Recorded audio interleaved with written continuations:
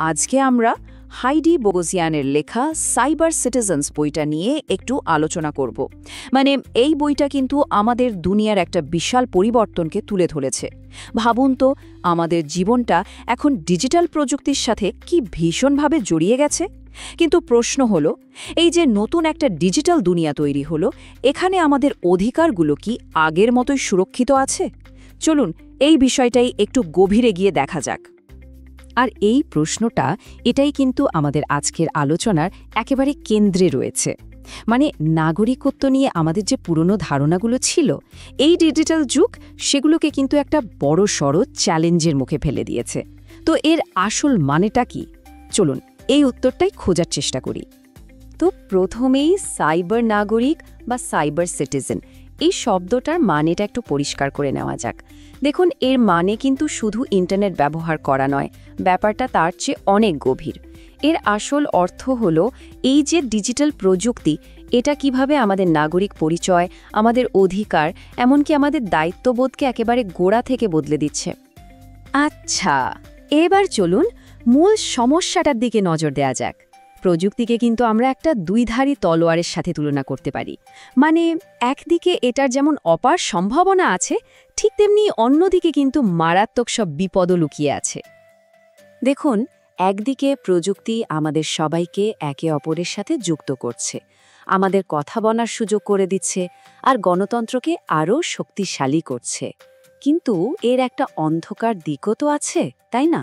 আর সেটাই হলো লাগাতার নজরদারি, আমাদের আচরণকে সূক্ষ্মভাবে বদলে দেওয়ার চেষ্টা, আর সমাজে নতুন করে বৈষম্য তৈরি করা।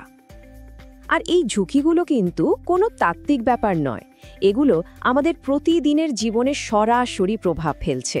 যেমন ধরুন, এই যে ব্যাপক নজরদারি, এর ফলে আমাদের ব্যক্তিগত স্বাধীনতা কিন্তু কমে আসছে। আবার দেখুন, টার্গেটেড বিজ্ঞাপন আর ভুল তথ্যের বন্যায় আমাদের নিজেদের সিদ্ধান্ত নেওয়ার ক্ষমতাও তো প্রভাবিত হচ্ছে। আর সবচেয়ে বড় কথা, এই ডিজিটাল বিভাজনটা সমাজকে যেন আরও ভেঙে দিচ্ছে। তাহলে প্রশ্ন আসতেই পারে, আমরা কি প্রযুক্তির হাতে পুরোপুরি অসহায়? উত্তরটা হলো একদমই না। আর ঠিক এখান থেকেই আমাদের আলোচনা একটা নতুন মোড় নিচ্ছে। আমরা এখন সমস্যা থেকে সমাধানের দিকে যাব, কারণ বইটার মূল কথাটাই হলো এই পরিস্থিতি যদি বদলাতে হয়, তাহলে আমাদের প্রত্যেককে সচেতনভাবে এগিয়ে আসতে হবে, পদক্ষেপ নিতে হবে। এই কথাটা কিন্তু খুব গুরুত্বপূর্ণ। এর সহজ মানে হলো, আমরা শুধু নিষ্ক্রিয় দর্শক হয়ে বসে থাকতে পারি না, আমাদেরকেই প্রশ্ন করতে হবে, জবাবদিহিতা চাইতে হবে। নিজেদের স্বাধীনতা রক্ষা করার দায়িত্ব আমাদেরই। আর প্রতিদিন আমরা যে ডিজিটাল টুলগুলো ব্যবহার করছি, সেগুলোর সাথে জেনে বুঝে একদম সচেতনভাবে যুক্ত হতে হবে। এর মানেটা কি দাঁড়ালো? মানেটা হলো, এই ডিজিটাল দুনিয়াটা কোন দিকে যাবে সেটা কিন্তু প্রযুক্তির হাতে নেই, সেটা নির্ভর করছে আমাদের উপর। ডিজিটাল অধিকারের জন্য সোচ্চার হওয়া আর সবসময় সচেতন থাকা, এটাই কিন্তু আজকের যুগের নাগরিকত্বের আসল পরিচয়। আর এই দায়িত্বটা কিন্তু আমাদের সবার, সম্মিলিতভাবে। তো প্রশ্নটা হলো, আমরা আসলে কি করতে পারি? মানে হাতে কলমে করার মতো কাজ কি আছে? এখানেই বইটা একটা দারুণ জিনিস দিয়েছে, একটা অ্যাকশন প্ল্যান। আর এটা শুধু কোনো নির্দিষ্ট গোষ্ঠীর জন্য নয়, বরং সমাজের একেবারে প্রত্যেকটা স্তরের মানুষের জন্য তৈরি। এই প্ল্যানটা দেখুন, সমাজের 5টা আলাদা আলাদা স্তরের কথা মাথায় রেখে বানানো হয়েছে। মানে একেবারে সাধারণ মানুষ থেকে শুরু করে দেশের নীতি নির্ধারক পর্যন্ত সবাই এর আওতায়। আসল কথাটা হলো, এই দায়িত্বটা আমাদের একার নয়, এটা একটা সম্মিলিত দায়িত্ব। শুরু করা যাক একেবারে ব্যক্তিগত পর্যায় থেকে। আমাদের প্রথম কাজ হলো ডিজিটাল আত্মরক্ষা। যেমন ধরুন, ভিপিএন-এর মতো টুলস ব্যবহার করা, যাতে আমাদের অনলাইন পরিচয়টা গোপন থাকে। অথবা এনক্রিপ্টেড মেসেজিং অ্যাপ ব্যবহার করা, যাতে আমাদের কথাবার্তা সুরক্ষিত থাকে। এর পাশাপাশি অনলাইনে আমরা কী ধরনের ব্যক্তিগত তথ্য শেয়ার করছি, সে ব্যাপারেও খুব সতর্ক থাকতে হবে। আর হ্যাঁ, কোনটা আসল খবর আর কোনটা ফেক নিউজ, সেটা চেনার ক্ষমতাটাও অর্জন করতে হবে। এবার আসি পেশাদারদের কথায়। তাদের ভূমিকাও কিন্তু এখানে অত্যন্ত গুরুত্বপূর্ণ। মানে নিজের কর্মক্ষেত্রে সাইবার সিকিউরিটি ঠিকঠাক রাখা থেকে শুরু করে আর্টিফিশিয়াল ইন্টেলিজেন্স বা ডেটার নৈতিক ব্যবহারের পক্ষে আওয়াজ তোলা, এই সবই কিন্তু তাদের দায়িত্বের মধ্যে পড়ে। আর ডিজিটাল অধিকার নিয়ে প্রতিনিয়ত যে নতুন নতুন আইনকানুন আসছে, সেগুলোর ব্যাপারেও তাদের আপ টু ডেট থাকতে হবে। আর আমাদের ভবিষ্যৎ প্রজন্ম, তাদের তৈরি করার দায়িত্বটা তো শিক্ষা ব্যবস্থার ওপরেই বর্তায়। শুধু বইয়ের পড়া নয়, পাঠ্যসূচিতে ডিজিটাল নাগরিকত্বের মতো বিষয় যোগ করতে হবে, যাতে ছাত্রছাত্রীরা ছোট থেকেই প্রযুক্তিকে প্রশ্ন করতে শেখে, এর ভালো মন্দ নিয়ে ভাবতে শেখে। আর এটাও নিশ্চিত করতে হবে যেন প্রযুক্তি ব্যবহারের সুযোগটা সবার জন্য সমান থাকে, কোনো বৈষম্য যেন না হয়। এবার আসি নীতি নির্ধারকদের কথায়। সত্যি বলতে তাদের ভূমিকাটা এখানে হয়তো সবচেয়ে গুরুত্বপূর্ণ।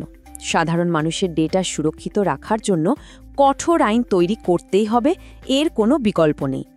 সরকার নজরদারি প্রযুক্তি বা এআই কিভাবে ব্যবহার করছে সেই বিষয়ে পুরোপুরি স্বচ্ছতা আনতে হবে।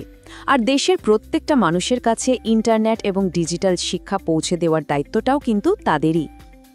আর সবশেষে বৃহত্তর সমাজ হিসেবে আমাদের সবারও একটা সম্মিলিত দায়িত্ব আছে।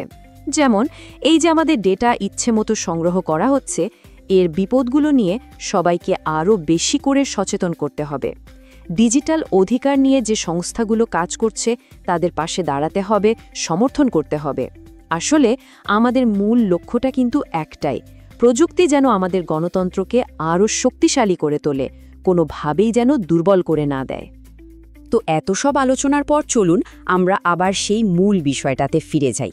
এই যে ডিজিটাল যুগ, এখানে একজন নাগরিক হিসেবে আমাদের ভূমিকাটা ঠিক কেমন হওয়া উচিত? মনে হচ্ছে এটা নতুন করে ভাবার সময় এসে গেছে। আরে পুরো আলোচনা থেকে যদি একটা জিনিস নিয়ে যেতে হয় তবে সেটা হলো এটাই, আজকের দিনে নাগরিক হওয়ার মানে কিন্তু শুধু কিছু আইনি অধিকার থাকা নয়। এর আসল মানে হলো নিজের ডেটার ওপর নিজের নিয়ন্ত্রণ রাখা, আমাদের উপর যে সরকারি বা কর্পোরেট নজরদারি চলছে সে সম্পর্কে সচেতন থাকা। আর সবচেয়ে জরুরি হলো প্রযুক্তি আমাদের সমাজকে কোন দিকে নিয়ে যাবে সেই সিদ্ধান্ত নেয়ার প্রক্রিয়ায় সক্রিয়ভাবে অংশ নেয়া। শেষ করার আগে এই প্রশ্নটা সবার জন্য রেখে যেতে চাই, আমাদের প্রযুক্তি কি গণতন্ত্রকে আরও মজবুত করছে নাকি তাকে ভেতর থেকে দুর্বল করে দিচ্ছে?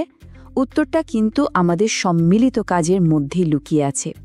আমরাই ঠিক করে দেব আমাদের ডিজিটাল ভবিষ্যৎ কেমন হবে। এটা কিন্তু আসলেই ভাবার মতো একটা বিষয়, তাই না?